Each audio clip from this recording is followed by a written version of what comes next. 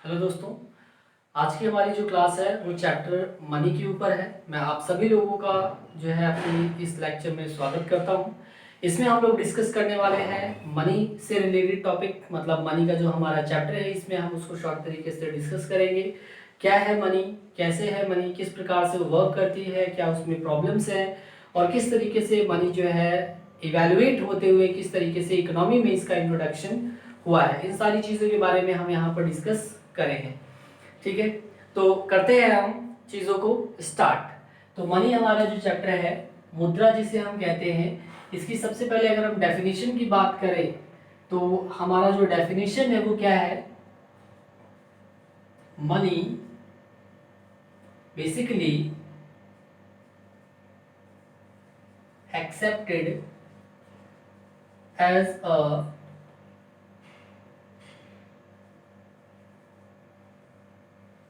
medium of exchange।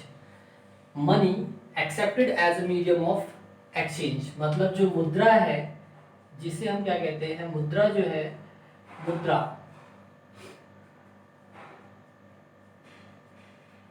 विनिमय के माध्यम के रूप में स्वीकार की जाती है। Money works as a medium of exchange और accepted as medium of exchange, मतलब मुद्रा जो है विनिमय के माध्यम के रूप में स्वीकार की जाती है। या अगर हम यहाँ पर डिस्कस करें, अगर हम बात करें तो मनी जो है रोल प्ले करती है as a storage of value, transfer of value and also there are lot of functions, मतलब इसके और बहुत सारे कार्य हैं जो ये मनी करती है। बट बेसिकली हमें ये पता होना चाहिए कि हमेशा से मनी का इंट्रोडक्शन इकोनॉमी में नहीं रहा है। तो भाई जब मनी का इंट्रोडक्शन इकोनॉमी में नहीं था तब लोग क्या करते थे, तब लोग किस प्रकार से जो है एक्सचेंज का, मतलब अपनी एक्टिविटीज को करने का काम करते थे। ठीक है, मतलब एक्सचेंज का जो मीडियम था वो क्या था, या उस समय की इकोनॉमी को हम क्या कहते थे। तो अगर हम बात करें उस समय की, तो हमारे पास हम ये देख पाते हैं कि उस समय की जो हमारी इकोनॉमी थी उसे हम लोग कहते हैं सी इकोनॉमी। यहाँ पर सी इकोनॉमी का अर्थ क्या हुआ? सी मतलब हुआ, या ये सी मतलब हुआ आपका commodity, means commodity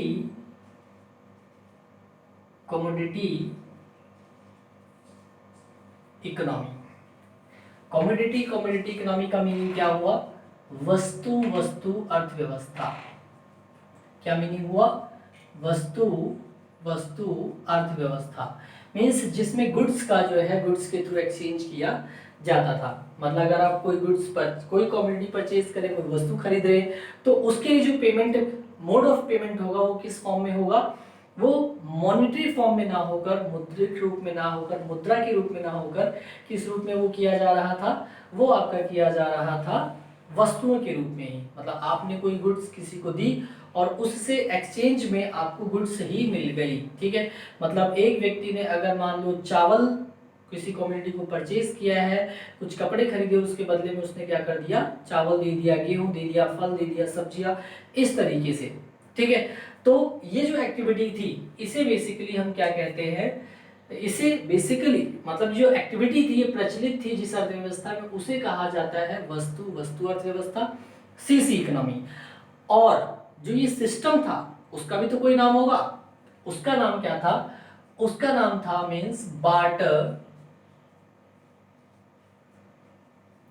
system of exchange. Barter system of exchange का अर्थ क्या हुआ? वस्तु विनिमय प्रणाली। मींस जो ये सिस्टम था उस सिस्टम को किस नाम से जाना गया? बार्टर सिस्टम ऑफ एक्सचेंज, वस्तु विनिमय प्रणाली। बार्टर सिस्टम ऑफ एक्सचेंज, वस्तु विनिमय प्रणाली की अगर हम बात करें तो वो सिस्टम हुआ जिसमें गुड्स का एक्सचेंज किया जाता था गुड्स के through. Barter system of exchange is that system of exchange in which goods exchange bye goods, मतलब जिसमें वस्तुओं के द्वारा वस्तुओं का ही लेन देन किया जाता था। ठीक, ये बात हमारी हो गई क्लियर। लेकिन एक बड़ी बात यहाँ पर हमारे सामने ये आती है कि भाई जब वस्तु विनिमय प्रणाली थी वस्तुओं की बात हो रही थी, तो वहां पर definitely there is absence of monetary exchanges, मतलब वहां पर जो मौद्रिक लेन देन था, जो ट्रांजैक्शंस था, उसका कोई भी रिकॉर्ड नहीं था या किसी प्रकार का ऐसा कोई रोल नहीं था इकोनॉमी में। तो हम नेशनल इनकम या जीडीपी या ये सारी चीज़ें इम्पॉसिबल थी, ठीक है। और ऐसे बहुत सारे मीन्स मैनेजमेंट थे या ऐसे बहुत सारी एक्टिविटीज़ थी जो थोड़ी सी डिफ़िकल्टी वे में, मतलब डिफ़िकल्ट वे में वो जो है प्रोसीड हो रही थी, ठीक है। तो अगर हम कैटेगराइज करें, अगर हम यहाँ से समझने की कोशिश करें, तो देयर आर सम ड्रॉबैक्स। यहाँ पर कुछ कमियां थी, कुछ कठिनाइयां थी, कुछ प्रॉब्लम्स भी थी, किसमें? बार्टर सिस्टम ऑफ एक्सचेंज में, वस्तु विनिमय प्रणाली में कुछ क्या थी? कमियां थी। अगर उस कमियों की बात करें तो यहां से हम देखें, अगर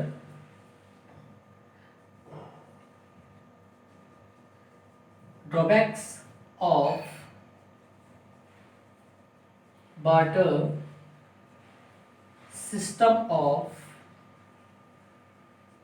एक्सचेंज, ठीक, जिसे हम ये कह सकते हैं वस्तु विनिमय प्रणाली की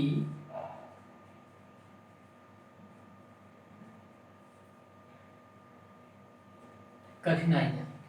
वस्तु विनिमय प्रणाली की कठिनाइयां मीन्स ड्रॉबैक्स या डिफिकल्टीज या जो कमियां थी या खामियां थी, ऐसे कई सारे नामों से इसको जाना जा सकता है। तो भाई सबसे पहली जो प्रॉब्लम थी, जो सबसे पहली समस्या थी, वो क्या थी? वो थी हमारी लैक ऑफ, या डिफिकल्टी भी कह सकते हैं, lack of medium of exchange, या इसकी जगह पे आप कह सकते हैं difficulty in medium of exchange, मतलब विनिमय के माध्यम में कठिनाई, विनिमय के माध्यम में कठिनाई, या आप इसको ऐसा भी कह सकते हैं, आप इसको कह सकते हैं क्या क्या कह सकते हैं इसको भाई? प्रॉब्लम ऑफ डबल को इंसिडेंस ऑफ वांट्स, अर्थात क्या कहा जाएगा इसे? दोहरे संयोग की कठिनाई, ठीक, दोहरे संयोग की कठिनाई means double lack of medium of exchange या problem of double coincidence of bond, ठीक है।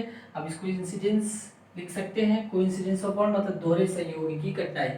मीन्स हमारा ये हुआ कि भाई एक पर्सन है, वो किसी प्रोडक्ट को एक्सचेंज करना चाहता है दूसरे पर्सन के साथ।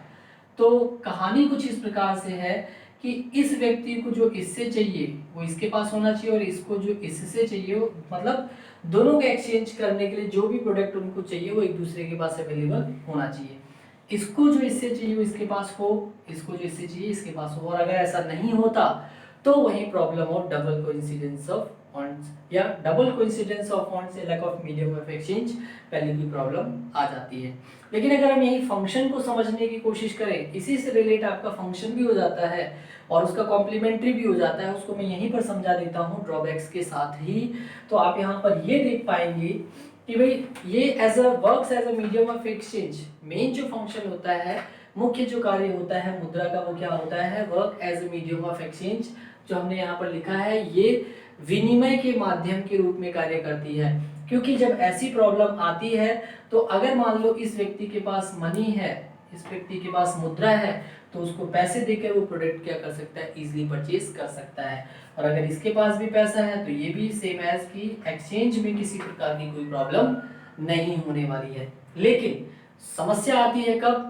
When there is absence of money, जब मुद्रा का अभाव हो, सॉरी अभाव नहीं, कम ना हो, मतलब इंट्रोडक्शन ही ना हो, मनी जो है इकोनॉमी में हो ही ना, तो उस केस में क्या होगा? उस केस की अगर हम बात करें तो वहां पर हम ये देख पाएंगे कि मीडियम ऑफ एक्सचेंज की प्रॉब्लम तो कंटिन्यू हमारी बनी रहेगी because of absence of money. तो मनी के इंट्रोडक्शन से ये प्रॉब्लम इजीली सॉल्व हो गई है। And money have the quality of general acceptability. अगर हम बात करें मनी की क्वालिटी की, तो इसमें जो होता है सामान्य स्वीकृति का गुण होता है। ठीक है, money have the quality of general acceptability, means इसमें जो है इसे कोई भी आसानी से स्वीकार कर लेता है। आप छोटे बच्चे को भी पैसा दोगे तो वो हंस के ले लेगा। ठीक है, तो मुद्रा में सामान्य स्वीकृति मतलब इसके लिए कोई ऑब्जेक्शन नहीं करता, नहीं मुझे नहीं चाहिए ऐसा वैसा XYZ, कुछ भी कोई ऑब्जेक्शन नहीं दे रहा है, हाँ भाई आने दो। ठीक है, तो ये वाली कहानी होती है। That's why money have the quality of general acceptability, मतलब इसमें फीचर होता है, इसकी विशेषता होती है। तो यहाँ वही बात आपकी अप्लाई हो जाती है। ठीक है, अगर हम इसके दूसरे पॉइंट की बात करें, तो दूसरे पॉइंट की अगर हम बात करें तो कह सकते हैं हम lack of common unit of value, अर्थात है मूल्य की सामान्य इकाई का अभाव। मूल्य की सामान्य इकाई का अभाव means lack of common unit of value. कोई भी ऐसा प्रोडक्ट नहीं है आज के टाइम पे, इकोनॉमी में कोई भी ऐसा प्रोडक्ट नहीं है जिसकी वैल्यू नहीं है। सबकी एक मॉनेटरी वैल्यू है। आप कोई कपड़ा खरीदने जाते हैं, उसकी कीमत है। एक छोटी से छोटी चीज और बड़ी से बड़ी चीज आप खरीद रहे हैं तो उसकी एक निश्चित कीमत होती है, एक फिक्स प्राइस होती है। इवन आप एक नीडल, एक सुई भी लेने जाते हैं तो वो भी 1-2 रुपए की आपको मिलती है। ठीक है, आप ये बटन लेने जाते हैं तो इसकी भी एक कीमत होती है। ठीक है, 1 रुपए की 4 या कुछ भी। आप कार खरीदने जाते हैं उसकी भी एक कीमत है। कोई मशीनरी खरीदे हैं उसकी भी, मतलब कोई बड़ी से बड़ी चीज है, माइनर से माइनर प्रोडक्ट की एक मार्केट प्राइस होती है। और वो पॉसिबल है क्यों? Just because of money. लेकिन जब पैसा नहीं था तब क्या था? तब कैसे लोग एक्सचेंज करते थे?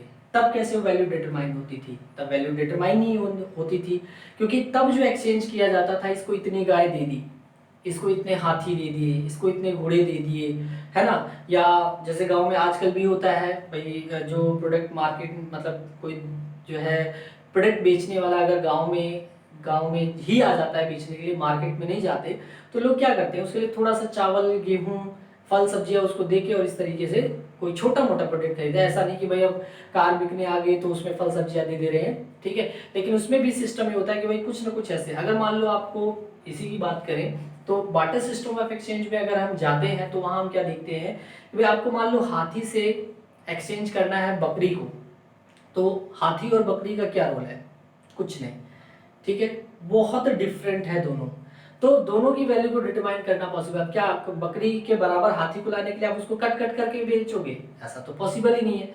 लेकिन वहां पर ये होता था कि भाई एक हाथी के बदले में इतनी बकरियां या इतने घोड़े या इतने गाय, इस तरीके से एक्सचेंज होता था। ठीक है, तो वो एक तरीके से प्रॉपर सिस्टम नहीं था।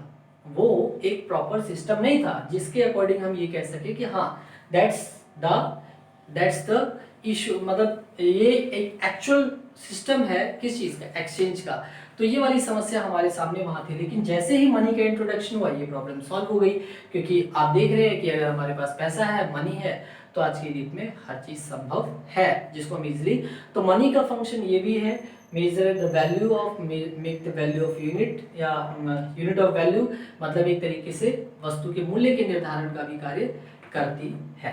ठीक है, उसके बाद अगर हम यहीं से आगे बात करें नेक्स्ट पॉइंट की, तो एक हमारा पॉइंट ये हो गया और एक हमारा पॉइंट दूसरा ये हो गया। तीसरा हम अगर कहें तो कहा जाएगा लैक ऑफ स्टोरेज एंड, इसको मैं एक ही पॉइंट में बना देता हूं, एंड ट्रांसफर ऑफ वैल्यू। ठीक है, इसे कहा जाएगा मूल्य के भंडारण या हस्तांतरण में कठिनाई या कमी। ठीक, तो एक हमारे सामने समस्या ये भी रही कि मूल्य के भंडारण की, मतलब आप कमोडिटी को कितना स्टोर कर सकते हो? सीधी सी बात है भाई, खुद सोचो जो प्रोडक्ट है वो फिजिकल प्रोडक्ट होते हैं, गुड्स होती है, फल सब्जियां अनाज, आप कितने दिन तक स्टोर कर सकते हो। और उसके कंपैरिजन में ये भी सोचो कि मनी कितने दिन तक स्टोर कर सकते हो। तो आपको डेफिनेटली ये जवाब मिलेगा कि भाई मनी को हम बहुत ज़्यादा समय तक स्टोर कर सकते हैं, लेकिन जो गुड्स होती है चाहे वो कैसी भी हो, आप उनको बहुत अधिक दिनों तक स्टोर नहीं कर सकते। इवन आप कोई मशीनरी परचेज कर लीजिए, आप बाइक घर में खरीद कर रख लीजिए, मशीन है वो, आप उसे कहेंगे कैसे खराब हो सकती है, लेकिन वो भी तो खराब हो सकती है।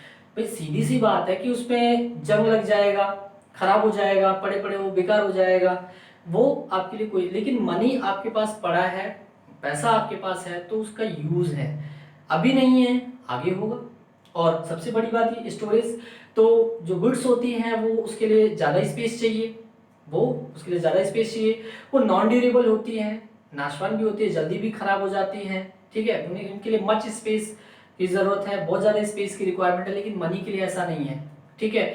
और जब से 2000 के नोट आए हैं तब से तो आपको ये बहुत अच्छे से पता है कि भाई अब तो वैसे भी और ज़्यादा हमें स्टोरेज की कोई ऐसी नीड नहीं है। तो हम क्या पाते हैं, हम ये देख पाते हैं कि भाई हमारे सामने जो प्रॉब्लम आती है स्टोरेज की आती है, हमारे सामने जो समस्या आती है किस चीज़ की आती है, स्टोरेज की आती है, ठीक है। तो वहाँ पर जो मूल्य का हस्तांतरण है, जो मूल्य की कठिनाई है, वो ये लैक ऑफ स्टोरेज की जो प्रॉब्लम है कि भाई गुड्स को आप स्टोर नहीं कर सकते क्योंकि वो वाशेबल होती है, नाशवान होती है, जल्दी खराब हो जाती है। लेकिन मनी के केस में ऐसा कोई प्रॉब्लम नहीं है, मनी को आप इजीली स्टोर कर सकते हैं। और जैसा मैंने बताया, have the quality of general acceptability, सामान्य स्वीकृति का गुण होने के कारण उसे कहीं भी कभी भी स्वीकार किया जा सकता है। आगे बढ़ते हैं, ट्रांसफर ऑफ वैल्यू की बात करें तो हस्तांतरण में कठिनाई। अब हस्तांतरण में कठिनाई का अर्थ क्या हुआ कि वैल्यू को हम ट्रांसफर नहीं कर सकते। ट्रांसफर करने का मतलब क्या हुआ कि अगर वस्तु विनिमय प्रणाली में लेकर जाए प्रोडक्ट को, तो आप यहाँ से दिल्ली से मान लो माइग्रेट कर रहे हैं किसी अदर सिटी में, वहाँ जा रहे हैं, तो आप यहाँ से जो प्रोडक्ट लेकर गए हैं, क्या पता उसकी डिमांड वहाँ पर ना हो, वहाँ का लाइफ स्टाइल अलग हो, वहाँ के तरीके अलग हो। अब आप शिमला या मनाली या ऐसी कोई जगह जहाँ फ्रीज थोड़ी ना लेके जाओगे, वहाँ तो वैसे ही ठंडा प्रदेश है, ठंडा रहता है, कोई इतना कोई दिक्कत वाली बात ही नहीं है, ठीक है। या ऐसे सिर्फ एक एग्जांपल है। तो ऐसे बहुत सारे केसेस हैं कि भाई आप बहुत सारे ऐसे प्रोडक्ट हैं जहाँ वो आप इधर उधर नहीं ले जा सकते, या एक स्पेसिफिक रीजन है कि उस प्रोडक्ट की वहीं पर डिमांड है, ठीक है, और दूसरी जगह पे उसकी कोई डिमांड नहीं है, तो वहां पर ट्रांसफर ऑफ वैल्यू में प्रॉब्लम होगी। लेकिन मनी के इंट्रोडक्शन से ये प्रॉब्लम भी क्या हो गई है, सॉल्व हो गई है। कैसे सॉल्व हो गई है, भाई मनी है, आप इजीली आजकल तो फोन पे, पेटीएम, गूगल पे और मल्टीपल सोर्सेज हैं पेमेंट के, आप किसी भी तरीके से जो है पेमेंट आदि कर सकते हैं, और इजीली आप जो है मॉनेटरी बेसिस पे एक्सचेंजेस या ट्रांसफर आदि कर सकते हैं, ठीक है। तो मनी ने इस प्रॉब्लम को भी क्या कर दिया है, सॉल्व कर दिया है। ये फंक्शन ऑफ, मैं दो टॉपिक आपको समझा रहा हूँ, मैं इस बात को क्लियर कर दूं कि मैंने आपको इसके साथ साथ ये भी समझा दिया है कि किस प्रकार से मनी फंक्शन करती है, किस प्रकार से मनी वर्क करती है। तो वो चीज़ भी मैं इन्हीं पॉइंट के साथ, बस आप इसमें लैक हटा दीजिए, इसमें लैक हटा दीजिए और इसमें प्रॉब्लम हटा दीजिए, बाकी आपका वही आपका फंक्शन हो जाता है, ठीक। आगे बात करते हैं। तो आगे अगर हम देखें तो इसमें एक और पॉइंट इंपॉर्टेंट है, लैक ऑफ फ्यूचर और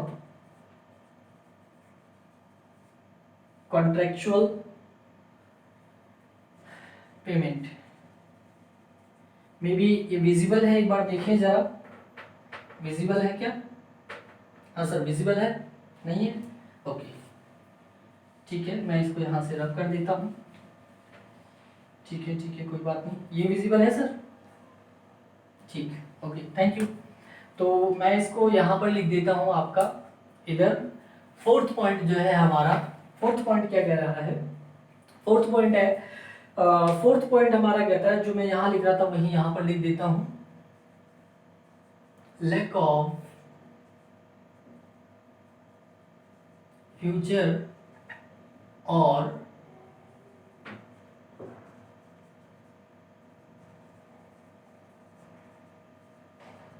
कॉन्ट्रेक्चुअल पेमेंट, ठीक।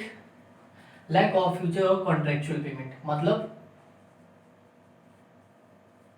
भविष्य में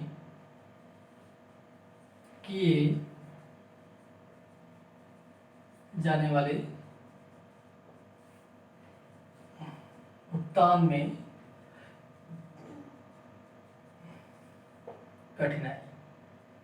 ठीक, तो जो हम कॉन्ट्रेक्चुअल पेमेंट होते हैं हमारे, जो हमारे कॉन्ट्रेक्चुअल पेमेंट होते हैं, मतलब हमने आज किसी की कोई सर्विस ले ली है, हमें उसका फ्यूचर में पेमेंट करना है, तो प्रॉब्लम क्या होगी भाई, पैसा है तो इजीली पे कर सकते, लेकिन गुड्स तो नहीं पे कर सकते। हो सकता सामने वाली पार्टी उस चीज़ की डिमांड ना कर रही हो, या उसे उसकी नीड ना हो। जब उसने काम किया था, वर्क किया था, सर्विसेज दी थी, तब तो उसने कहा था हाँ भाई ये प्रोडक्ट मुझे दे देना, मेरे घर में उस टाइम पे चावल नहीं रहेगा, इस बार मेरी फसल अच्छी हुई तो आप मुझे चावल दे देना, या गेहूँ दे देना, या फल सब्जियाँ दे देना, उसी में ऐसा बैलेंस कर लेंगे हम, जो भी होगा मैनेज कर लेंगे। लेकिन एंड टाइम पे जब वो आपका देने का समय उसको प्रोडक्ट को आता है, पेमेंट का समय आता है, वो गुड्स आपको उसको प्रोवाइड करनी है, वो मना कर देता है, भाई मुझे ये नहीं चाहिए, मुझे तो वो वाला प्रोडक्ट चाहिए। तब आप क्या करेंगे, तब आपके सामने यही समस्या आ जाएगी कॉन्ट्रेक्चुअल पेमेंट की, और वहां वो डिफिकल्टी हो जाती है double coincidence of barter system of exchange की। ठीक है, लेकिन अगर वही मनी है तो मनी तो इजीली एक्सेप्टेबल है, भाई आज आप सर्विसेज लो किसी की, 10 साल बाद पे करो, 10,000 रुपए किसी के बैलेंस है तब भी आप 10,000 रुपए ही पे करोगे, 1,00,000 बैलेंस है 1,00,000 पे करोगे, जैसे भी एग्रीमेंट होगा, जैसी भी डीलिंग होगी उसके अकॉर्डिंग हम वो मैनेज कर सकते हैं। लेकिन बार्टर सिस्टम में ऐसा पॉसिबल बिल्कुल भी नहीं होगा। तो इस तरीके से जो मनी है वो एज ए वर्क करती है, डिफर्ड पेमेंट मतलब कि जो फ्यूचर पेमेंट होता है उसके लिए भी क्या करती है, वो वर्क करती है, storage of value, transfer of value का वर्क करती है, common unit of value, measurement of common unit of value को रखती है, और उसके साथ साथ मीडियम ऑफ एक्सचेंज भी हो जाता है। तो आपका इसके साथ साथ जो हमारा फंक्शन हो गया, एक तो इसमें हम और लिख सकते हैं लैक ऑफ डिसीजन मेकिंग, मतलब निर्णय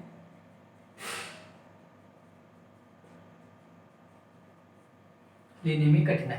ठीक है, अब डिसीजन मेकिंग होता है absence of decision making, lack of decision making, इस तरीके से हम यूज कर सकते हैं इसको। मुद्दा ये है कि भाई जो हम डिसीजन लेकर चलते हैं, जो हम मान कर चलते हैं, हम कोई प्रोडक्ट मार्केट में देख कर आते हैं और उसके लिए हम उसको डिसाइड करके आते हैं कि भाई हाँ ये प्रोडक्ट मुझे चाहिए होगा और मैं आपको ये वाला प्रोडक्ट ला के दे दूंगा। जैसे मान लो आपने जो है कहीं पर फ्रिज सेट कर गया किसी दुकान पे, और उस फ्रिज के लिए आपको ये बोल दिया दुकानदार ने कि भाई कोई बात नहीं, आप मुझे एक गाय ला कर दे देना, ठीक है, ये फ्रिज ले जाना और गाय लेकर आ जाना। ठीक है, तो अब आप क्या सोचते हैं कि आप सोचते हैं चलो छोड़ो यार, गाय तो नहीं लेकर जाते, गाय छोड़ो, हम भैंस लेकर चले जाते हैं या घोड़ा लेकर चले जाते हैं। अब उसने कह दिया भाई कि हमें ये नहीं चाहिए, तो वहां पर आप अपने डिसीजन को चेंज नहीं कर सकते। या आप वहां पहुंचते हो तो आप सोचते हैं यार वॉशिंग मशीन ले लूं, गाय तो लेकर गए, पर आप जो है वहां पर ये सोचते हैं कि मैं वॉशिंग मशीन ले लूं। ठीक है, आपका मूड बदल गया, आप वो नहीं, डिसीजन आपने चेंज कर दिया। लेकिन अब समस्या क्या, समस्या ये हो गई कि भाई आप अपना डिसीजन बदल नहीं सकते, क्योंकि उस पर तो टैग लगा हुआ है कि इस वॉशिंग मशीन के बदले में आपको एक घोड़ा, एक हॉर्स लेकर आना पड़ेगा, और उसके बदले में आप उसको एक्सचेंज कर सकते हैं।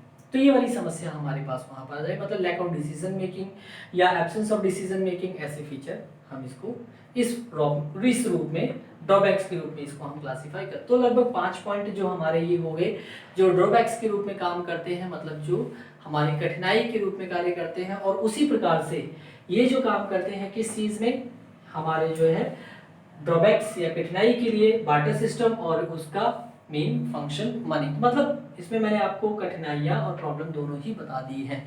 ठीक है, अब ये जो पार्ट है हमारा मनी का, ये बेसिकली फंक्शन से रिलेटेड है, जो इसके मुद्रा के कार्य आदि है इससे संबंधित है। ठीक है, तो आज तक की क्लास में, जो फिलहाल आज की क्लास में है, मैं इतना ही सिर्फ आप लोगों से डिस्कस कर रहा हूँ। ठीक है, इसके आगे का जो पार्ट है, मतलब इससे जो रिलेटेड है, मनी सप्लाई है, मनी सप्लाई है, अभी रुक जाइए, तो मनी सप्लाई है, या और जो हमारा है मनी का जिस तरीके से इवैल्यूएशन हुआ है, या उसके क्या क्या फीचर्स हैं, जैसे फिएट मनी, फिडुसी मनी, और उसके साथ साथ में आपका जो है कमोडिटी वैल्यू या मॉनेटरी वैल्यू क्या है, इन सारी चीज़ों के बारे में हम जो है अपनी नेक्स्ट क्लास में या नेक्स्ट लेक्चर में डिस्कस करेंगे। ठीक है, उम्मीद करता हूँ आप लोगों को चीज़ें थोड़ी सी मैं बढ़िया तरीके से समझाने में सफल हो पाया हूँगा। उम्मीद है आप लोगों को चीज़ें क्लियर हो गई होंगी, समझ में आ गई होंगी। तो मिलते हैं हम लोग इसकी नेक्स्ट लेक्चर में, तब तक के लिए आप सभी लोगों का धन्यवाद।